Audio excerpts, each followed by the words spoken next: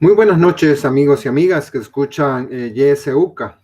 Sean todos y todas bienvenidos a Abriendo Puertas, su espacio de reflexión sobre la realidad nacional. Mi nombre es Luis Aguilar y a nombre del Departamento de Sociología y Ciencias Políticas estamos muy contentos esta noche de compartir con una invitada pues que tiene un currículum muy amplio, una lucha por los derechos reivindicativos de salud sexual y reproductiva, también muy reconocida. Esta noche, antes de presentarle, vamos a hablar un tema que se relaciona a las trabajadoras sexuales frente al COVID-19. ¿Cuáles han sido los hallazgos, las situaciones que viven las trabajadoras sexuales en este contexto de pandemia, la precarización o los trabajos precarios, cómo se desarrollan? Y tenemos esta noche a la doctora Laura Aguirre. Muy buenas noches, Laura. Muchas gracias por aceptar la invitación. Muchas gracias, Luis, por este espacio y por invitarme. Siempre es un gusto poder hacerlo con ustedes. Sí, nosotros como UCA, pues somos, bueno, nos alegramos mucho cuando ex estudiantes que luego se vienen y regresan a la que es la gran comunidad universitaria. Entonces, muy agradecidos de que hayas aceptado nuestra invitación. Laura es doctora en sociología por la Universidad Libre de Berlín. Tiene una maestría en estudios, de qué tipo, Laura, perdón. Mi maestría fue en estudios regionales y con un enfoque sobre exclusión y juventud. Uh-huh. Estudios regionales, enfoque de... Con un enfoque en exclusión y juventud. Qué bonito, porque son grupos a veces que no son predominantes en muchos de los estudios. Y también es licenciada en investigación y periodismo por la UCA y actualmente es directora del medio digital y feminista Alaraca. Eso para destacar algunas de las largas, digamos, reconocimientos que ha ido adquiriendo Laura. Muy agradecido por aceptar la invitación y en este sentido, Laura, ¿nos podrías explicar, antes de comenzar con el tema en sí, cuál ha sido el interés, por qué abordar los grupos vulnerables, cuál ha sido la motivación para desarrollar estudios acerca de estos grupos? Bueno, mi trayectoria en la investigación social sobre grupos en condiciones de vulnerabilidad ya empezó hace casi 20 años, cuando trabajé con la Facultad Latinoamericana de Ciencias Sociales en El Salvador. Y ahí es donde tengo la oportunidad de trabajar con investigadores e investigadoras pues, con muchísima experiencia en El Salvador en el estudio de juventudes y violencia y exclusión. Luego, pues tuve la oportunidad de hacer la maestría, donde yo decidí enfocarme en jóvenes que viven en situaciones de exclusión dentro de la urbe de Ciudad de México. Y luego es que despierta mi interés en México precisamente el tema de migración y en específico las mujeres migrantes. Entonces, cuando llego al doctorado, que decido también enfocar mi interés académico en mujeres migrantes y en específico las mujeres que son señaladas como el grupo más vulnerable dentro de las migrantes, que son las mujeres que están dentro del comercio sexual y a las que pues generalmente se les denomina prostitutas, ¿no? Entonces, yo tenía mucho interés en entender cómo es que estas mujeres en la frontera sur de México, específicamente, mujeres migrantes centroamericanas, lograban sobrevivir dentro de uno de los ámbitos que para mí al principio era absolutamente victimizante, ¿no? Que es el de la prostitución. Con esta idea yo llegué a la frontera sur de México con la idea de observar o estudiar o entender a víctimas de la explotación sexual y la trata de personas. Pero a medida que, pues, a medida que fui al campo y conocí mujeres y perdón. ¿Repito eso? Sí, por favor, Laura. Okay. Pero cuando llegué a la frontera sur, a medida que yo conocía mujeres, que leí más, que aprendí a escucharlas y aprendí a conocer el contexto, me di cuenta que la realidad era muchísimo más compleja de lo que yo me había imaginado.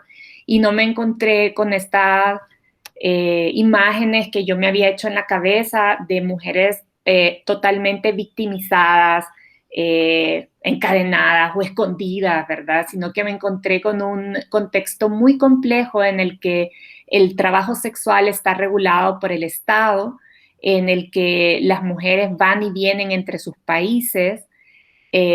No voy a decir que no existan situaciones de coerción absoluta, pero no fueron las que yo presencié ni las mujeres con las que yo trabajé. Más bien trabajé con mujeres que estaban en situaciones de constante negociación entre situaciones de mucha victimización, pero también situaciones de agencia, ¿no?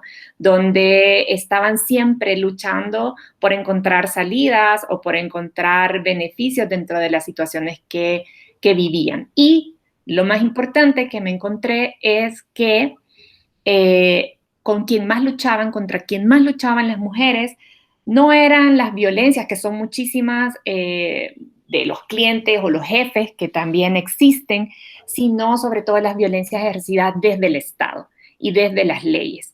Y muchas de estas leyes que están hechas supuestamente para protegerlas, como son las leyes de lucha contra la trata de mujeres en la explotación sexual, que generalmente se usaban para reprimirlas o para justificar una política antimigratoria que al final terminaba pues deportándolas. Entonces, ahí es donde surge mi interés de entender este ámbito del trabajo sexual y las mujeres y otras personas que trabajan dentro de este sector, no como víctimas, sino como agentes, y saber escucharlas para poder entender cuáles son sus necesidades y también cuáles son las soluciones que proponen. Sí, en ese sentido, en esas motivaciones y las ideas que puede tener uno en cuanto a la situación de los grupos vulnerables y qué tanto se acerca uno a esta idea. ¿Has encontrado algún contraste o se puede establecer algunos contrastes entre la situación de México y El Salvador? Digamos, lo voy a dividir en dos puntos. Primero en las cosas positivas y luego en las negativas, si existen pues estas comparaciones. Bueno, una de las cosas que traspasa el trabajo sexual, yo creo que en cualquier parte, es el estigma. O sea, es el estigma social sobre esta actividad y sobre las personas, mujeres y otros que ejercen el trabajo sexual. Entonces, esto es como algo en común, ¿no? Cualquier persona, y sobre todo si es una mujer, que ejerce el trabajo sexual, va a cargar con un estigma. Y este es un estigma doble, porque por un lado se les considera víctimas, ¿verdad? Muchos, y podemos hablar de eso después, como hay una discusión muy grande dentro del feminismo y los feminismos, de cómo conceptualizar el trabajo sexual y cómo actuar en relación al trabajo sexual. Y pues creo que ahorita una de las perspectivas desde las más populares, ¿verdad? Para entenderlo es el de las mujeres o las personas que están ahí, especialmente mujeres como víctimas, ¿no? Porque se considera, y muchos la consideran como una forma intrínseca de violencia contra las mujeres y una violación a los derechos humanos de las mujeres. Esta es una visión y este es un estigma, y lo digo como estigma porque se conceptualiza a las mujeres como meras víctimas, o sea, pasivas, sin capacidad de decidir, ¿verdad? Porque nadie desde esta perspectiva puede decidir su propia autoexplotación. Entonces no hay posibilidad para la agencia, solamente vemos a las mujeres como víctimas y sujetas a ser rescatadas. Entonces, este es un estigma porque les quita totalmente el poder de decisión, el poder de acción a las personas que están involucradas en el trabajo sexual. Pero al mismo tiempo también está un estigma más desde una perspectiva moral y desde un pánico moral, ¿no? En el que siempre las mujeres en el trabajo sexual han sido conceptualizadas como prostitutas y como, como parias de la sociedad, ¿no? Parias que suponen una amenaza al status quo de la familia, una amenaza a la salud pública porque se les considera fuentes de enfermedades y fuentes de contaminación. Entonces, tenemos ese otro estigma y que cualquier mujer que está dentro del trabajo sexual y que no se conceptualiza a ella misma como una víctima, entonces pasa a ser inmediatamente una amenaza, no se le mira, bueno, como esta lo hace porque quiere, porque le gusta la vida fácil, entonces bueno, ya sabemos, se le ponen todos los adjetivos horribles y se le quita cualquier tipo de valía social. Entonces, este doble estigma es con el que las mujeres y otras personas dentro del trabajo sexual, pero especialmente mujeres, lidian y creo que eso está presente en cualquier sociedad, ¿no? Eso creo que es una cosa en común. Luego, por supuesto, también otra de las cosas en común que podemos encontrar es que el trabajo sexual no es homogéneo. El trabajo sexual es un campo con muchas realidades al mismo tiempo en el que se viven y que viven no solamente mujeres pobres o en situaciones de precariedad, pobres en recursos económicos, que generalmente también esta imagen que tenemos, ¿no? De la prostituta o la mujer prostituida que ha sido forzada por razones económicas y que no tuvo ninguna otra opción en la vida más que esto, que fue robada, secuestrada, etc. Entonces, esto también está en... Perdón, me perdí, voy a volver a empezar esa idea, perdón. A ver, que me perdí la idea. Es otra de las cosas en común que también encontré tanto en México como en El Salvador, y esto también está pues presente en cualquier contexto, es que el comercio sexual no es un campo homogéneo. No todas las mujeres son iguales, ni las experiencias son las mismas. Es sumamente diverso en la forma en que se ejerce, en los sujetos y sujetas que lo ejercen. No solamente son mujeres, aunque ni son mujeres de escasos recursos económicos, aunque esa es la imagen, ¿verdad?, que tenemos de esta mujer prostituida, pobre, que se la llevaron secuestrada, etc. No, el campo del trabajo sexual es un campo diverso y generalmente las agendas públicas y los discursos públicos ponen el foco nada más en las mujeres que más se miran y en las mujeres en condiciones de mayor vulnerabilidad. Entonces son ellas las que llenan los discursos, ¿verdad? Y sobre las que se hacen discursos y a las que sobre todo se victimiza, ¿no? Y se les quita como, pues, su capacidad de poder ejercer acciones y decir sobre su vida. Esa es otra cosa que yo me encontré muy en común. ¿Qué otra cosa me encontré también? Que es común a esos dos contextos en los que yo he estudiado más, es que las mujeres, a pesar de las situaciones de vulnerabilidad en las que se encuentran, a pesar de las situaciones de mucha violencia que tienen que enfrentar cotidianamente, siguen conservando su capacidad de decidir, siguen conservando su capacidad de actuar. Por supuesto, esto está mediado por la posición de clase que tienen, por su etnicidad, por su condición de género, obviamente. Entonces, no es lo mismo que una mujer de clase media, educación superior, como yo, por ejemplo, que también pueda, en algún caso, como hay una colectiva en Estados Unidos que se llama Coyote, que ya es histórica, una organización de trabajadoras sexuales, donde muchas de sus integrantes son mujeres doctoradas en universidad, que además son activistas y que además son trabajadoras sexuales.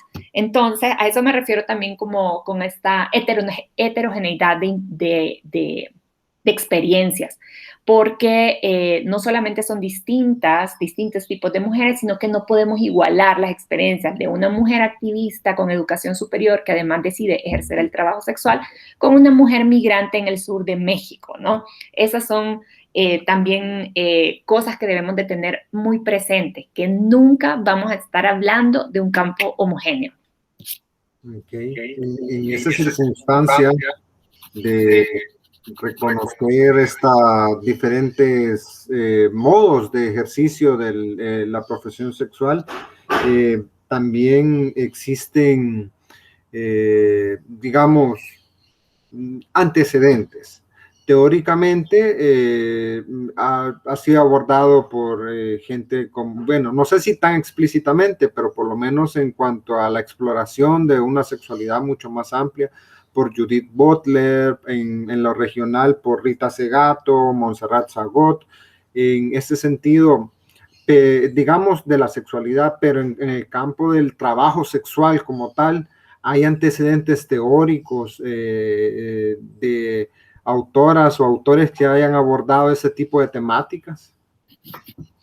Sí, de hecho, bueno, la discusión sobre el trabajo sexual dentro de los feminismos es muy amplia y de larga data. Y además creo que es una de las discusiones más interesantes que hay, porque ha puesto sobre la mesa, pues, diferencias y diferentes debates y perspectivas para abordar algo, que es cómo hacemos para que las mujeres en el mundo, todo tipo de mujeres en el mundo logren condiciones de igualdad de derechos y de igualdad en condiciones de vida decente y de trabajo decente que los hombres y que otras mujeres y que otras personas, ¿no? Esa es como lo que hay detrás, todas las que estamos dentro de los feminismos, ¿verdad? Tenemos como fin último esta meta, ¿no? Pero cuando se trata de temas como el trabajo sexual, las diferentes perspectivas de cómo alcanzar esta gran meta, pues se ponen a discusión. Y creo que esta es una de las discusiones más ricas e interesantes y que para algunas incluso es una discusión entre algunos grupos dentro de los feminismos irreconciliable. ¿Por qué? Porque, pues, yo no lo veo, algunos lo ven como una desventaja y decir que las feministas están divididas y no sé qué, pero yo no lo veo así, yo veo esto como una muestra de la diversidad que hay dentro de los feminismos, de cómo abordar un mismo tema. El trabajo sexual es un tema que está relacionado directamente con la cuestión del poder, ¿no? Estamos hablando de relaciones de poder económico, de poder sexual, de dominación, algunos la llaman, ¿verdad? Yo hablo más de relaciones de poder, donde podemos encontrar situaciones de opresión, pero también de agencia. Entonces, voy a resumir como muy brevemente estas grandes discusiones. Es demasiado amplio, pero para poner un poco en contexto, ¿no?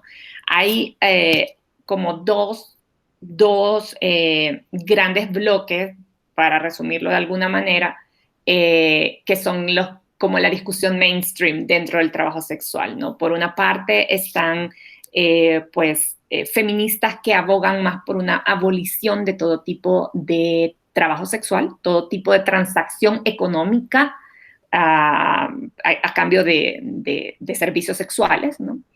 Y esta perspectiva entiende el trabajo sexual como prostitución y por lo tanto como un intrínsecamente violento a las mujeres, en el cual las mujeres nunca pueden ejercer realmente poder porque hay de por medio una transacción económica, ¿no? Que le da poder al que está pagando por el servicio sexual.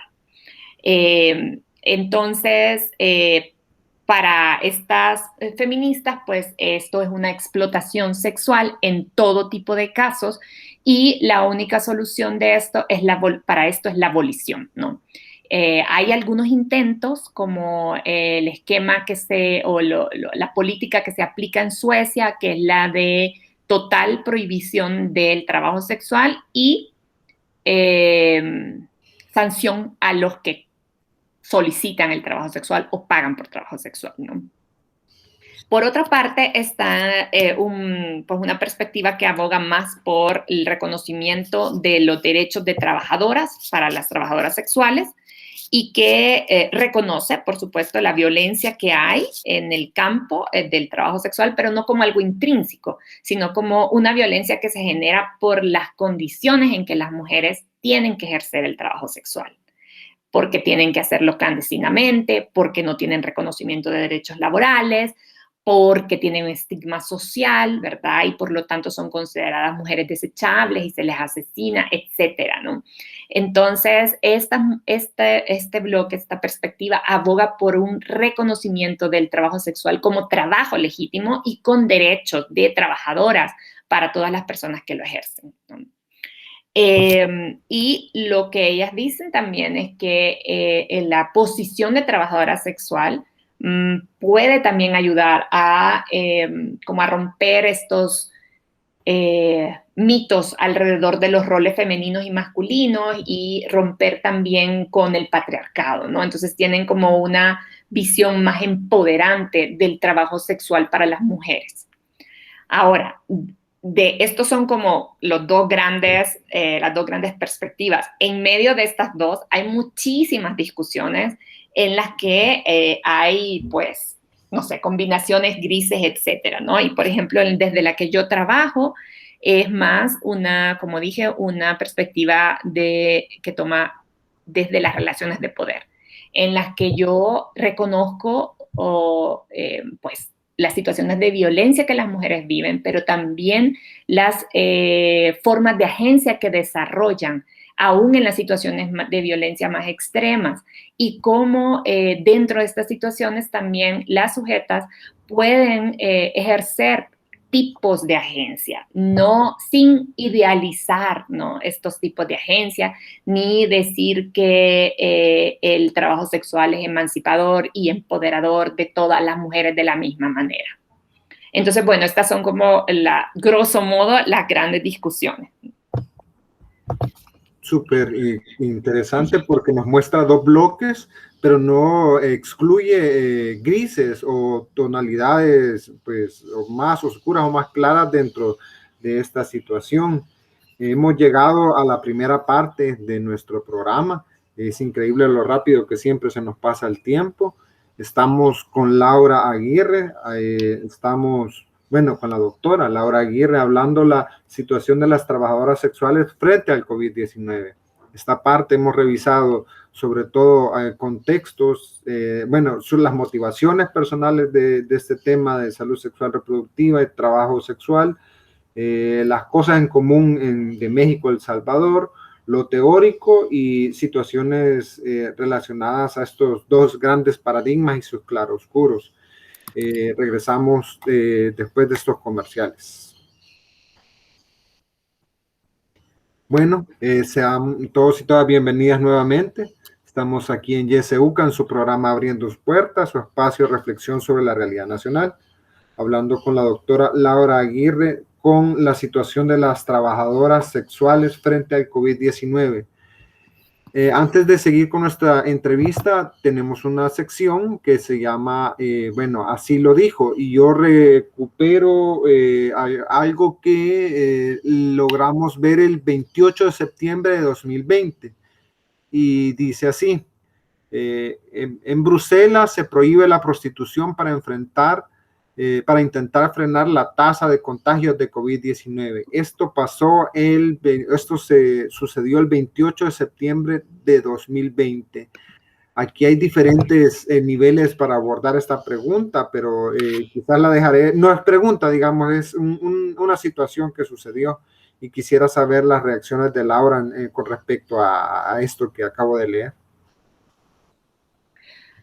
Bueno, creo que esta fue una de las medidas bastante comunes en los países para intentar frenar o enfrentar la COVID-19, ¿no? ¿Por qué? Porque el trabajo sexual, por su naturaleza, un tipo de trabajo sexual, no todo el trabajo sexual implica necesariamente un contacto físico, ¿verdad? Sabemos que también hay trabajo sexual virtual. pero gran parte del trabajo sexual sí implica un contacto físico cercano entre cliente y trabajadora. Y por lo tanto, pues obviamente es una de las actividades económicas de mayor riesgo de contagio que hay frente a la de COVID-19, ¿no? Entonces, pues en nuestro país, y quizás para ir entrando también al documento, ¿verdad? Que tuve la oportunidad de producir para la Fundación Friedrich Ebert, esta también fue una medida que se tomó. Si recordamos, hace un año El Salvador todavía estaba con unas medidas muy estrictas ya estaba saliendo, pero ya era julio, pero todavía veníamos de meses en los que la movilidad había estado muy restringida, en que la economía había parado casi totalmente sobre las cosas más necesarias.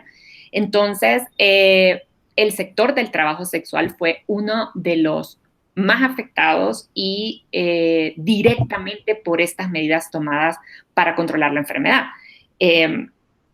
Tenemos que recordar que también el trabajo sexual es una actividad que, eh, que representa la entrada económica principal de muchas personas, especialmente mujeres, que día a día consiguen sus ingresos económicos con esta actividad. Entonces, imagínense que, pues sí, así como pasó de repente en El Salvador y para muchas personas que tuvieron que dejar de trabajar, ¿no?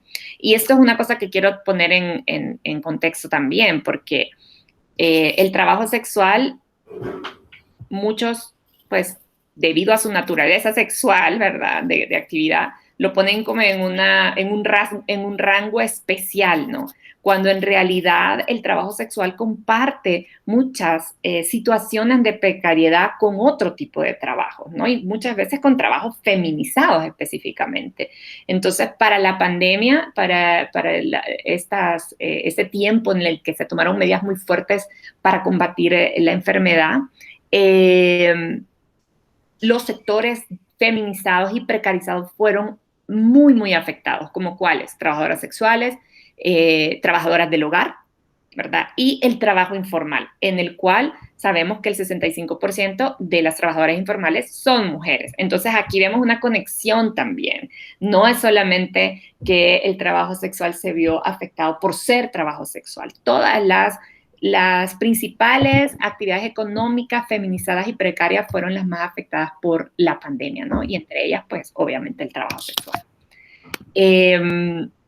Entonces, pues, los efectos de estas medidas no se tardaron en ver, ¿no? La precariedad la todavía mayor precariedad en la que tuvieron que enfrentar las trabajadoras fue evidente en los primeros meses después de que se habían tomado estas medidas. Sí, en torno a estas consecuencias o estas luchas estas consecuencias que se han sufrido y las luchas que se generan para tratar de combatirlas, ¿cuál ha sido el rol del Estado en torno a esto? ¿Ha sido, digamos, de desdén, de tibieza o de medidas que realmente castigan a los trabajos feminizados, como lo ha mencionado? No solamente son las trabajadoras sexuales, sino hay una serie de consecuencias para muchas mujeres que durante la pandemia estuvieron en situaciones, de precariedad o de mucho más complejidad que las que usualmente tenían. ¿Cuáles han sido las respuestas que ha identificado del Estado en torno a la situación de las trabajadoras sexuales y otras mujeres en condición de precariedad? Bueno, voy a referirme sobre todo al trabajo sexual y en el caso del Estado salvadoreño, las respuestas para este sector en específico fueron pues nulas, ¿no? Hubo, ya sabemos, algunas medidas como la entrega de los $300, como la entrega de las canastas de alimentos, que pues estos también son como medidas más generales, pero en específico para este sector no hubo una política, ¿no? a pesar de que sabemos que son de los sectores más precarizados y en mayores condiciones de vulnerabilidad. Entonces, esto tiene que ver con varias cosas. Una de las cuales yo señalo en el documento es que en El Salvador el trabajo sexual no está reconocido como trabajo, tampoco es un delito, no hay ningún marco legal, ninguna ley en El Salvador que lo reconozca como trabajo, pero tampoco como un delito, entonces está en un limbo, ¿no? Donde las trabajadoras no tienen posibilidad de invocar derechos, como si lo tienen, por ejemplo, las trabajadoras del hogar, ¿verdad? Que sí son reconocidas como trabajadoras legítimas y por supuesto que viven situaciones de precariedad muy tremendas, pero tienen una posición de trabajadoras que les permite desde ahí poder exigir, poder invocar derechos, ¿no? Las trabajadoras sexuales no tienen eso, precisamente por el estigma social que hay alrededor, no son consideradas trabajadoras legítimas. Esto pues tiene efectos específicos, ¿verdad?, sobre la vida de las personas porque le da menos recursos legales, recursos sociales para poder ejercer sus derechos. Ahora, también vamos a una carencia más general del Estado salvadoreño y es que el Estado no tiene un sistema de protección social universal, ¿no? Que abarque integralmente a todos los ciudadanos y ciudadanas del país, ¿no? Cuando hablo de protección social, me estoy refiriendo como a las acciones que un Estado desarrolla hacia la ciudadanía para garantizar el bienestar, ¿verdad? Y no solamente la sobrevivencia, sino el bienestar de los ciudadanos.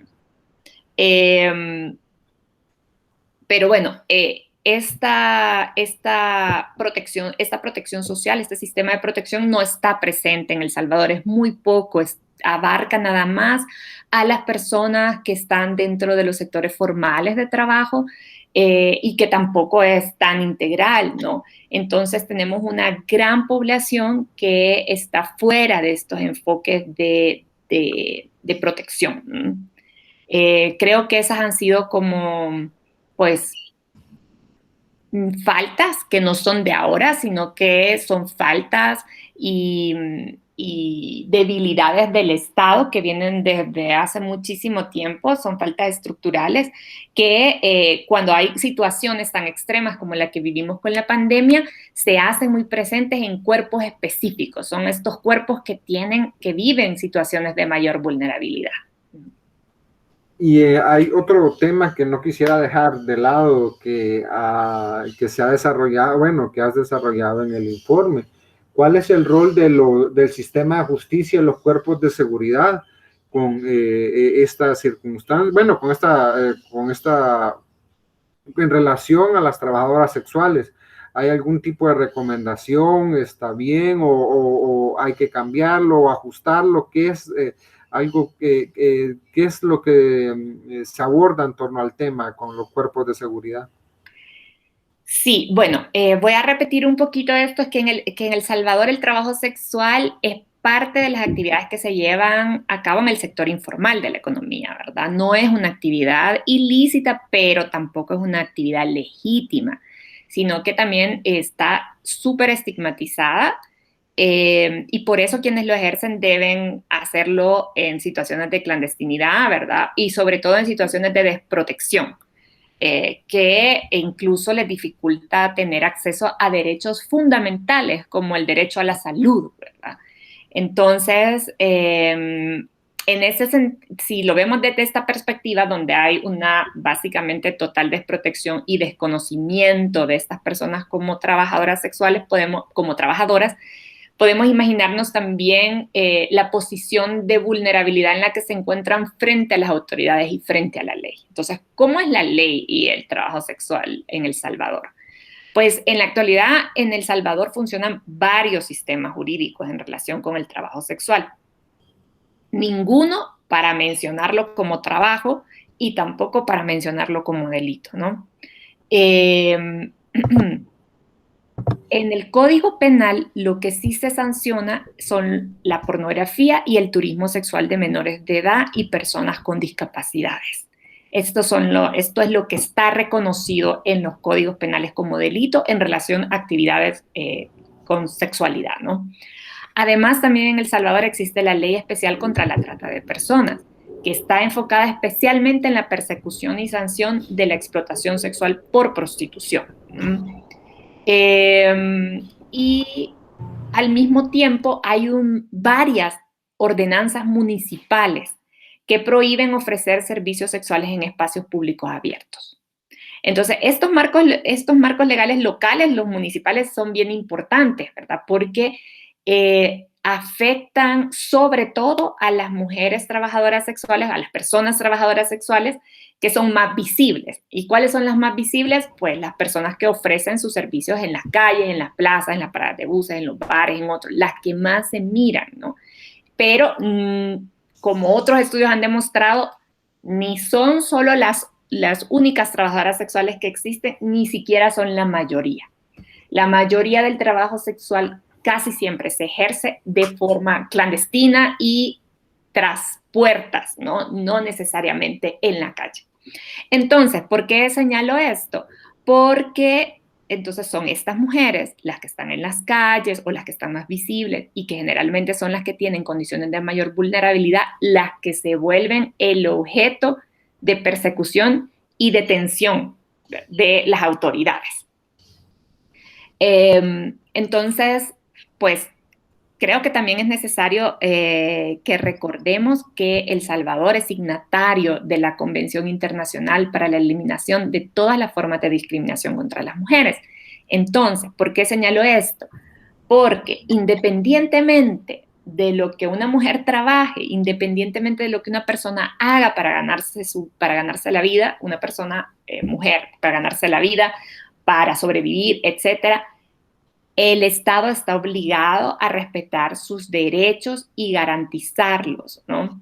Entonces, esto es bien importante porque así podemos también poner en contexto estas otras leyes nacionales que muchas veces se usan para perseguir y para violentar a las mujeres que trabajan en el sector sexual. ¿Y por qué señalo esto? Porque lo que vemos en la práctica es que aún prima una aplicación de marcos legales que no priorizan la protección de las mujeres, sino que priorizan la persecución de las mujeres y que las termina criminalizando, ¿verdad? Y que hace que todavía estén en mayores situaciones de vulnerabilidad, porque cuando una mujer se siente perseguida, o es capturada y luego liberada, porque no es que las tengan ahí para siempre, ¿no? Se enfrenta a una serie de violencias de parte de las autoridades, de parte de cuando las encierran, etcétera. Y si no vuelve a las calles, lo que hace es irse a la clandestinidad. Lo que ha quedado comprobado en muchas investigaciones es que los esquemas de persecución, detección, persecución y detención de mujeres no actúan a favor de una abolición o de una eliminación del trabajo sexual, solo lo hacen clandestino, ¿no? Y esto, por supuesto, pues va en contra de que estas mujeres tengan acceso y garantía de sus derechos. Entonces, bueno, durante la pandemia, no sé si podemos hablar de los efectos específicos de la pandemia sobre las mujeres. Sí, adelante, justamente eso me gustaría que ahondáramos. Ok, bueno, entonces durante la pandemia, pues ya sabemos que casi todos los estados tuvieron que verse obligados a tomar medidas de paralizar las economías, cerrar los países, etcétera, ¿no? Y pues El Salvador no fue la excepción y en el ámbito laboral las mujeres también fueron impactadas directamente. Como en el resto de países, en El Salvador las mujeres representan, ya sabemos, una mayoría en el sector salud, una mayoría en el sector de trabajo doméstico y también en el sector de trabajo sexual, ¿no?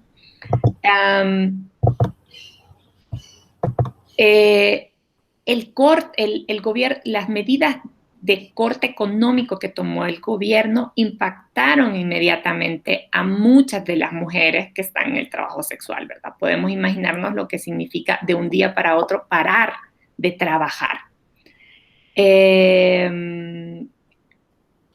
Estoy buscando algunos números aquí.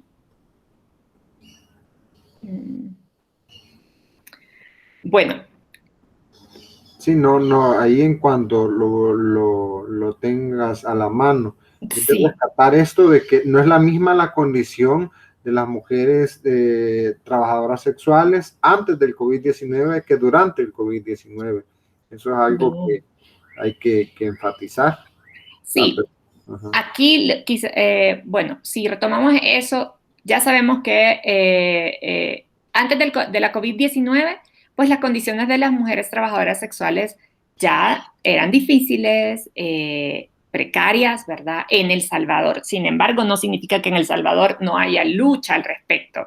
Hay varias organizaciones de trabajadoras sexuales que además han estado muy activas desde hace varios tiempos, ¿no? Tanto que en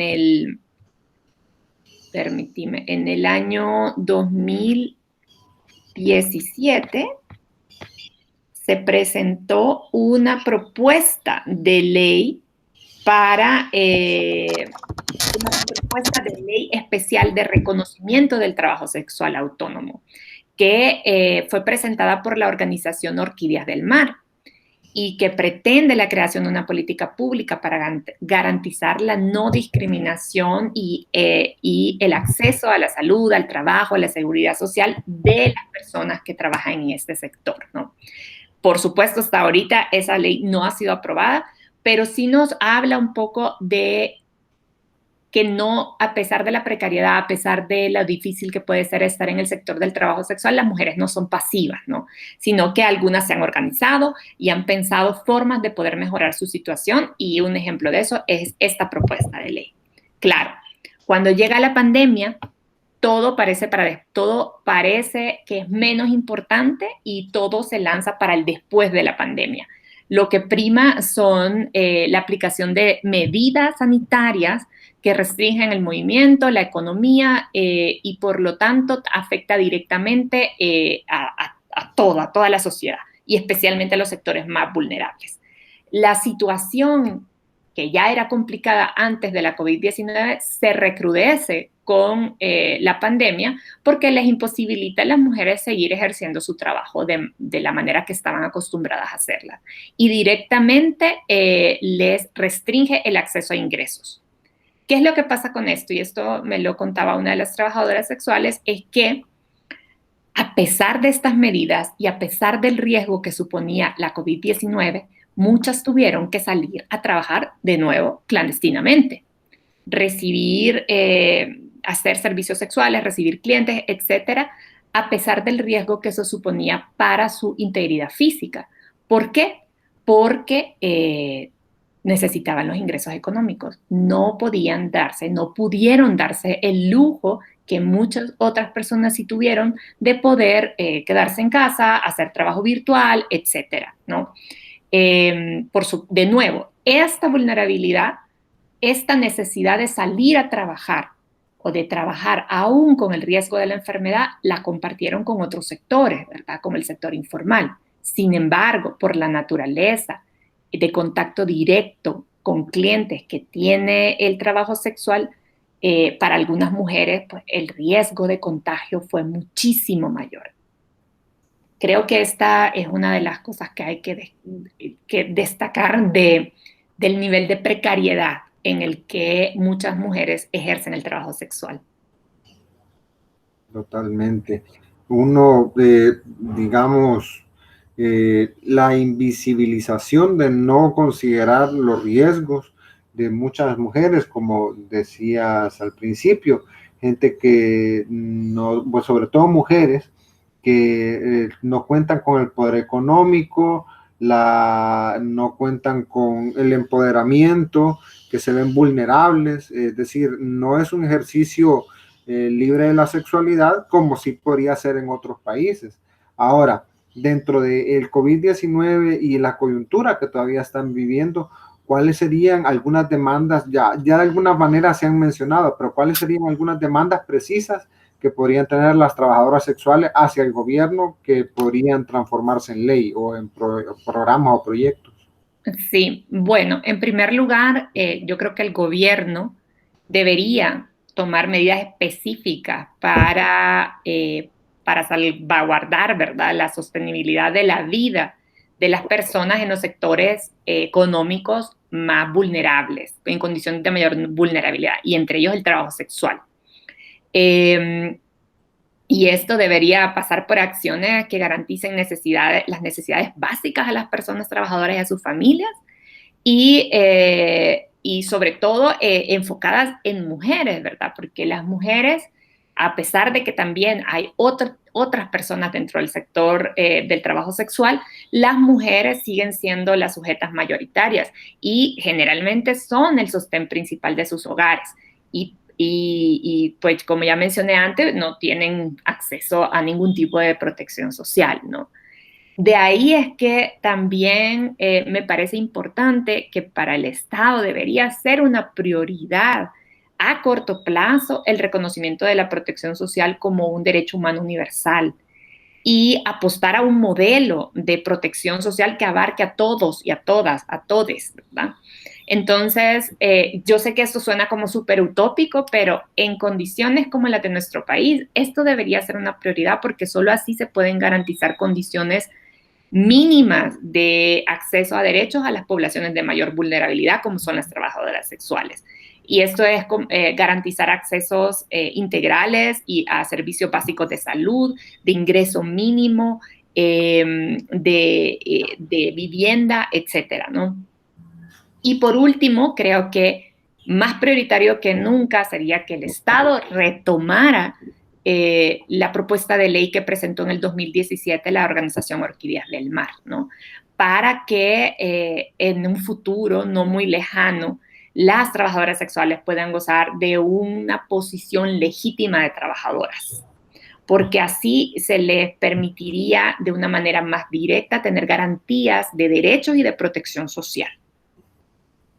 Sí, en cuanto al Estado, digamos, esas serían las demandas. Ahora, no sé si es una pregunta muy compleja, pero a la sociedad salvadoreña, ¿qué se le podría solicitar? Digamos, que sean, que eh, hagan uso de los servicios, que lo hagan de una manera de qué tipo, sí o no, o queda en libertad.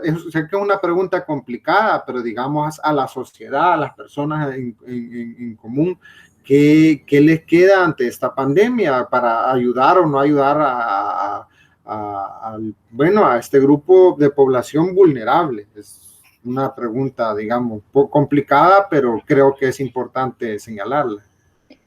Bueno, yo creo que como sociedad civil, en general, organizaciones, medios de comunicación, la academia misma, ¿no? Tenemos un compromiso con estos sectores que están en condiciones de vulnerabilidad. Y ahí yo lo que propondría es que desde nuestros ámbitos podemos desarrollar investigaciones, informes sistemáticos y rigurosos sobre el trabajo sexual desde un enfoque de género, aplicar la perspectiva de género y la perspectiva de derechos humanos, ¿verdad? Para no solamente eh, eh, representar a estas mujeres y personas diversas como meras víctimas o como meras parias sociales, ¿no? Sino que hablar de estas personas como trabajadoras legítimas, con derechos. Ahí es donde nosotros podemos también influir y donde podemos empezar como profesionales, como académicos, como periodistas, como lo que sea, a influir dentro de la sociedad en general para cambiar estos estereotipos que hay sobre las personas en el trabajo sexual. Así podemos visibilizar la complejidad de las realidades de estas mujeres, ¿no? Y de otras personas que ejercen el trabajo sexual. Como yo te decía también cuando hablamos de esa entrevista, me parece muy importante darle el micrófono a las trabajadoras sexuales. Y quiero ser muy enfática en esto. No estoy diciendo darles voz, porque ellas siempre han tenido voz. Las personas que ejercen el trabajo sexual tienen voz desde siempre. Lo que no han tenido son las plataformas para que se les escuche. Generalmente somos otras, ¿verdad? Las que hablamos sobre ellas. Y por eso me parece importantísimo abrir los espacios para que sean ellas mismas las que hablen de sus realidades y de sus necesidades y de soluciones, porque son ellas las expertas en sus vidas. Son ellas las que saben qué es lo que necesitan y qué no. Sí. Considerando eso en el futuro, sin duda esperamos darles el espacio para que su voz la escuchen muchas más personas. Como dice Laura, no es que no la tengan porque ellas tienen sus demandas y pues es importante. Se me quedan muchos temas fuera, la población trans, cómo ha ejercido el trabajo sexual y bueno, la situación de precariedad de este grupo, pero se nos acaba el tiempo, Laura. Muchísimas gracias por aceptar la invitación y quedamos, digamos, con el compromiso de hacerlo en un futuro para generar espacios tal cual lo ha señalado. Bueno, te agradecemos mucho el haber compartido con nosotros. Muchas gracias, Luis, por el espacio y espero que no sea la primera vez que hablamos del tema. Sí, sin duda quedaremos pues pendientes en una próxima ocasión. A los y las escuchas de Abriendo Puertas, les agradecemos su atención. En nombre del Departamento de Sociología y Ciencias Políticas, mi nombre es Luis Aguilar y nos escucharemos en una próxima oportunidad.